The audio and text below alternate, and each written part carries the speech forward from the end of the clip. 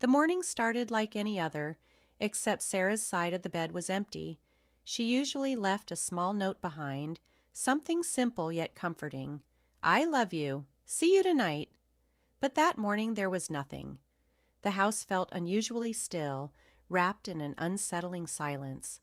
I called her, thinking she might have rushed to work and forgotten to tell me. There was no answer. As the hours slowly passed, my worry grew with every unanswered call. By noon, I could no longer ignore the uncertainty, so I phoned her office. One of her coworkers answered and casually told me that Sarah had left early, saying she needed to take care of an urgent personal matter. Those words echoed in my mind, strange and deeply unsettling. She had never mentioned any personal errand, and her phone was still switched off. None of it made sense. I kept trying to convince myself that she simply needed some time alone or that her phone battery had died. They were small lies, I repeated to myself, hoping they would keep the fear from taking over. By the time evening arrived, the house felt even colder than before. I wandered through the living room, unable to sit still, my eyes locked on the silent phone that refused to ring or light up. My chest ached with every passing minute. I typed a message. Are you safe? Please, just answer me. But the screen remained blank. Not even a single check mark. Only silence. Then, at exactly 11 that night, I heard the front door creak open. My heart leaped. She walked inside looking calm, composed, and strangely indifferent. Relief washed over me for a brief moment, but it quickly gave way to confusion. Sarah, where have you been? I've been calling you all day, I said, my voice shaking with exhaustion and fear. She looked at me with a faint smirk.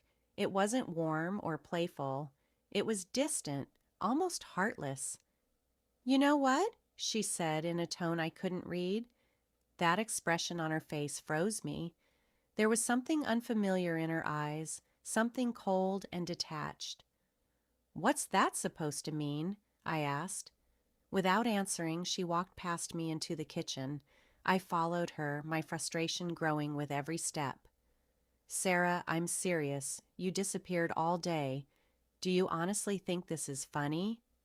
She let out a quiet sigh without even looking at me. You're overreacting, David. I just needed time to think. I don't have to explain every single thing I do. Her words hit me like icy water. For months, she had been slowly drifting away. Secret phone calls, late nights, and vague excuses had become routine. I wanted to believe her.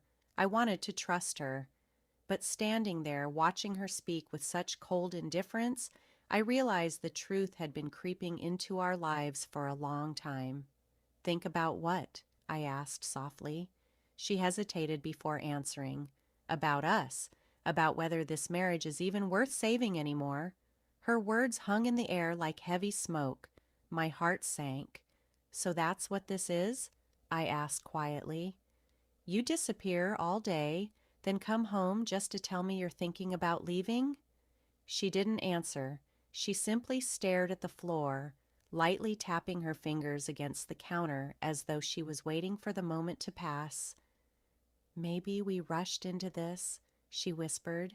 That night, I couldn't sleep. I lay awake watching the soft glow of her phone light up her face. She kept scrolling, typing, and smiling at something I couldn't see.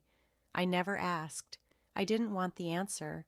I was exhausted, tired of pretending everything was fine, tired of trying to hold together a love that was already slipping through my hands. The next morning I made breakfast as I always did, even though the silence between us felt painfully heavy. She didn't touch the food. She picked up her purse and said in a flat voice, I'm meeting someone. Don't wait for me. Her tone left no room for questions, but heartbreak, or maybe the need for closure, made me follow her later. I told myself I only wanted peace of mind. I stayed far enough behind that she wouldn't notice me. She stopped at a park and stepped out of her car. Then I saw him, a man waiting beside the fountain. They talked for a while, and then she laughed. It wasn't the polite smile she had been giving me for months. It was a bright, genuine laugh, the same one I had fallen in love with years ago. When he reached for her hand and she didn't pull away, Something inside me finally shattered. That evening, when she returned home, I was already sitting at the dining table. My hands were steady. My decision had already been made. "Sarah," I said calmly, "I saw you at the park."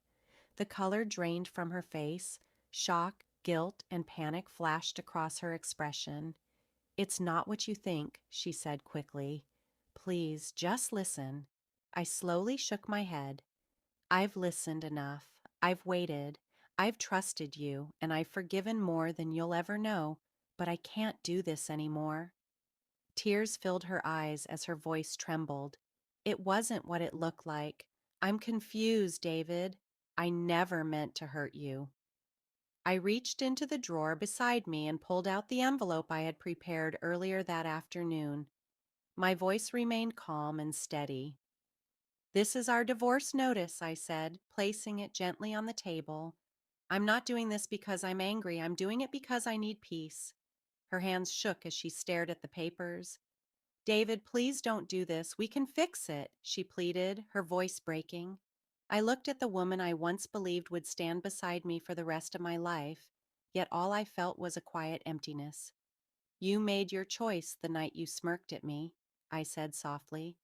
"That was the moment you stopped being mine." I walked out of the house where we had built our life together. Every step felt heavy, but the air outside somehow felt lighter. The silence that had once haunted me now brought a sense of peace. Not every ending is a punishment. Some endings are simply the truth we've been too afraid to accept. And for me, that truth had finally become impossible to ignore. Love can survive distance, arguments, and even time, but it can never survive betrayal and indifference. That night, I slept alone for the first time in years.